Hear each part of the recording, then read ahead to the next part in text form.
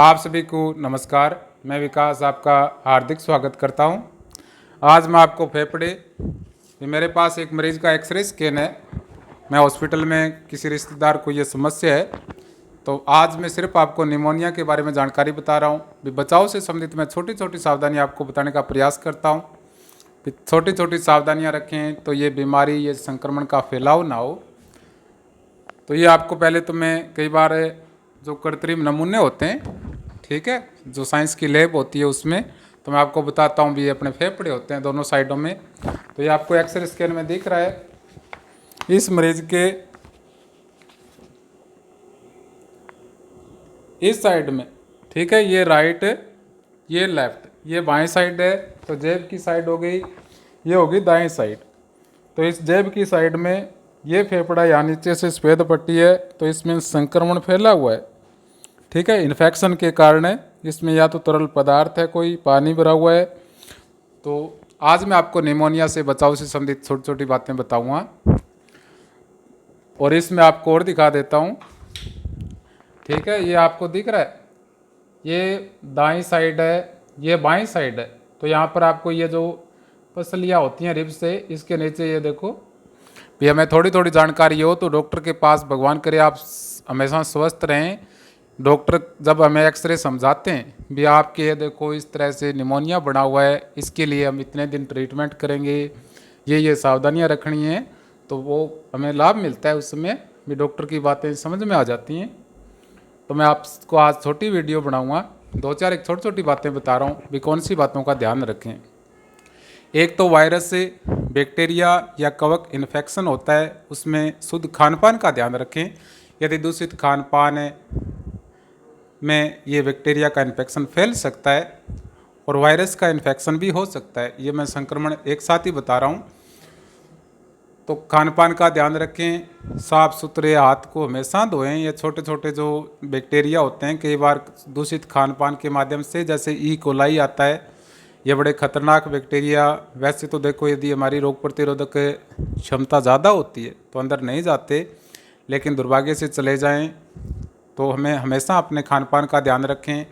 एक virus infection, जैसे मैंने आपको लीवर के बारे में बहुत अच्छी तरह से बताया था, ठीक है, भी सारे वायरसों के बारे में बताया था।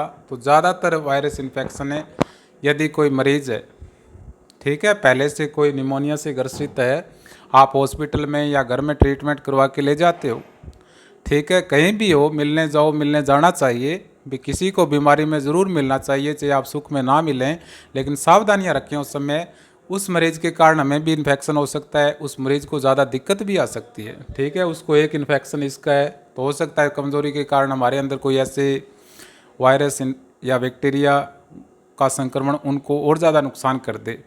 तो हमेशा किन बातों का ध्यान रखें। एक तो आईसीयू या जनरल वार्ड हो, हमेशा सैनिटाइज़र होता है, बाहर जाते समय आते समय अच्छी तरह से हाथों को सैनिटाइज करें, साफ, ठीक है। इसमें यदि कोई वायरस चिपके हुए हैं तो सारे मर जाते हैं इस सैनिटाइज़र से, ठीक है। तो हॉस्पिटल में अच्छी सुविधा होती है, हम इन बातों को ध्यान रखें। एक, कोई भी, ठीक है, वायरस से, बैक्टीरिया में जैसे टिब्बी है और है, उनका तो बहुत ज़्यादा ध्यान रखना चाहिए। निमोनिया होता है, ये भी संक्रमण इंसानों से इंसानों के माध्यम से फैल सकता है, ठीक है, ये बात नहीं है। सावधानियां रखें। तो मास्क हमेशा रखें। हर हॉस्पिटल में सुविधा होती है, मांग कर ले सकते हैं। कहीं भी हमारा बचाव ही हमारी सुरक्षा होती है, हमें खुद को ध्यान रखना चाहिए।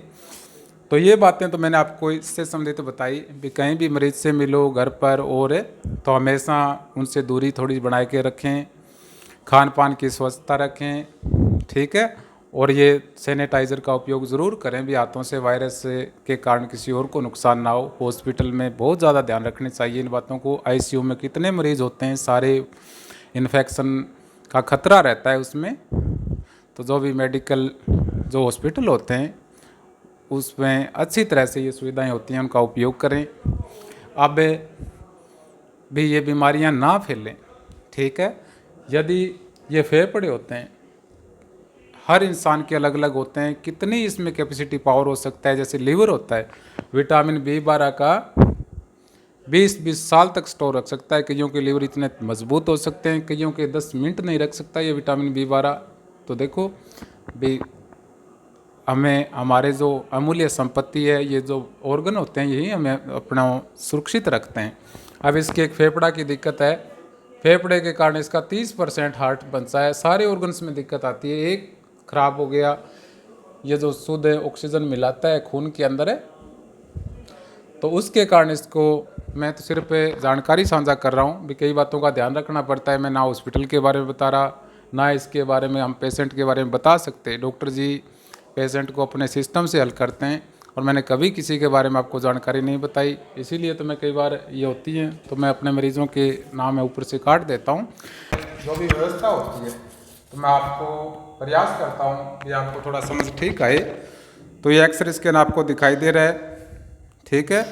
ये जेब की साइड, बाईं साइड की तरफ ये इन्फेक्शन है, इसके बारे में मैंने जानकारी बताई। तो अब लास्ट में मैं आपसे निवेदन करता हूँ भी, योग अभ्यास से 30 मिनट आसन और अच्छे अच्छे प्राणायाम में, अनुलोम विलोम में, और भस्त्रिका से इस फेफड़े की मांसपेशियाँ बहुत बढ़िया हो जाती हैं।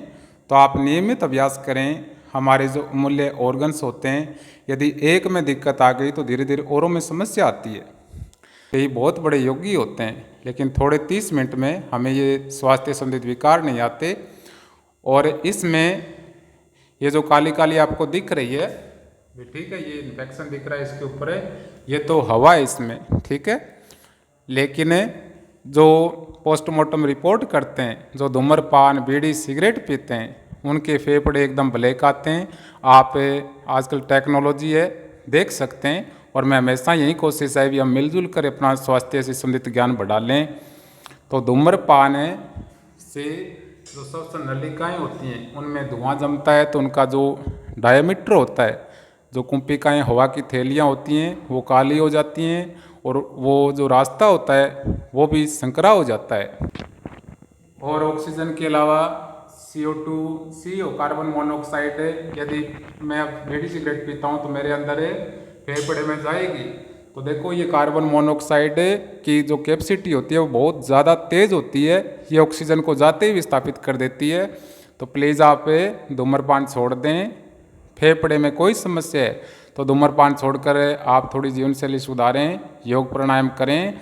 ये फेफड़े बहुत जल्दी ठीक हो जाते हैं, लेकिन जितने फेफड़े खराब होंगे हमें रिकवरी में बहुत समस्या होती है।